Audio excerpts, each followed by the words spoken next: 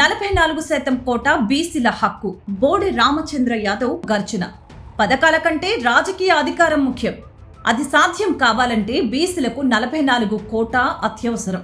ఆ డిమాండ్ సాధనకై ఆమరణ నిరాహార దీక్షకు సిద్ధం. బీసీవై పార్టీ అధినేత బోడి రామచంద్ర యాదవ్ అల్టిమేటం. గత ఫిబ్రవరి 22న పూలే అంబేద్కర్ మండల్ కర్పూరి ప్రాంగణం వేదికగా బీసీవై పార్టీ అధినేత బోడి రామచంద్ర యాదవ్ సంధించిన ప్రశ్నలు రాష్ట్ర నలుమూలలా ఇప్పటికీ మారుమోగుతూనే ఉన్నాయి. బీసీలను, ఇతర పక్షాలను ఆలోచింపచేస్తున్నాయి. ఇంకెన్నాళ్ళు ఈ పాలకుల పల్లకీలు మొయ్యాలి? బీసీల ఓట్లతో గెలిచి బీసీల భుజాల మీద ఎక్కి కుర్చీలు ఎక్కిన ఈ పాలకులు బీసీలకు తిరిగిచ్చింది ఏంటి అనే సూటి ప్రశ్న కర్ణభేరిలో ఇంకా రివ్వుమంటూనే ఉంది. ఒకనాడు బీసీలకు 44% రిజర్వేషన్లు ఇచ్చినట్లే ఇచ్చి కళ్ళ ముందే కోత కోస్తుంటే అసెంబ్లీలో ఉన్న బీసీ మంత్రులు, ఎమ్మెల్యేలు నోరు మెదపలేదు.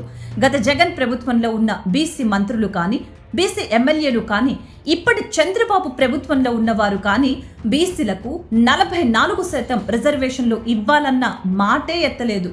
అధికారం కోసం, పదవుల కోసం కులాన్ని, జాతిని తాకట్టు పెట్టటమేంటని ప్రశ్నించడానికి పుట్టుకువచ్చారు బోడి రామచంద్ర యాదవ్. బీసీలకు మేలు చేసింది ఎన్టీఆర్ ఒక్కరే అని చెప్పుకుంటున్నారు.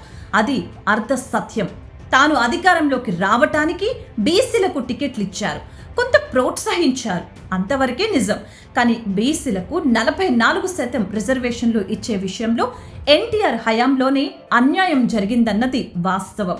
ఎన్టీఆర్ హయాంలో బీసీలకు 44% రిజర్వేషన్లు ఇస్తామని ప్రకటించినా అది కేవలం ఒక రాజకీయ ఎత్తుగడగానే మిగిలిపోయిందని బోడి రామచంద్ర యాదవ్ పదే పదే గుర్తు చేస్తుంటారు. ఎన్టీఆర్ ముఖ్యమంత్రిగా ఉన్నప్పుడు మురళీధర్ రావు కమిషనర్ బీసీలకు జనాభా ప్రాతిపదికన రిజర్వేషన్లు పెంచాలని సిఫార్సును చేసింది. అలా బీసీలకు రిజర్వేషన్లు 44% పెంచుతూ నిర్ణయం తీసుకుంది ఆనాటి ప్రభుత్వం. మొత్తంగా రిజర్వేషన్లు 71% పెరిగాయి. ఈ నిర్ణయం అప్పట్లో పెద్ద ఎత్తున రాజకీయ, న్యాయపరమైన ప్రకంపనలు సృష్టించింది. రిజర్వేషన్ల పెంపును వ్యతిరేకిస్తూ ఆంధ్రప్రదేశ్ నవ సంఘర్షణ సమితి APNSS పేరుతో విద్యార్థులు పెద్ద ఎత్తున నిరసనలు, బందులు చేశారు. హైకోర్టు కూడా ఆ నిర్ణయాన్ని ఆపేసింది. ఆనాడు విద్యార్థి సంఘాలతో ఎన్టీఆర్ జరిపిన 5 గంటలకు పైగా చర్చల్లో ఎన్టీఆర్ తలొగ్గారు. ఆనాటి మంత్రులు, ఎమ్మెల్యేలు కూడా ఇది ఏకపక్ష నిర్ణయం అంటూ వ్యతిరేకించారు. ఆనాడు బీసీలకు 44% రిజర్వేషన్ల విషయంలో ఎన్టీఆర్ గట్టిగా నిలబడలేకపోయారు. కోర్టులోనూ కౌంటర్ దాఖలు చేయలేదు. అలా 44% రిజర్వేషన్ల అంశం మరుగున పడిపోయింది. ఆనాడు ఆ ప్రతిపాదనను న్యాయపరంగా నిలబెట్టడంలో ప్రభుత్వం విఫలమైందని, ఫలితంగా దశాబ్దాల కాలంగా బీసీలు తమకు దక్కాల్సిన వాటాను కోల్పోయారని బోడి రామచంద్ర యాదవ్ గుర్తు చేస్తున్నారు.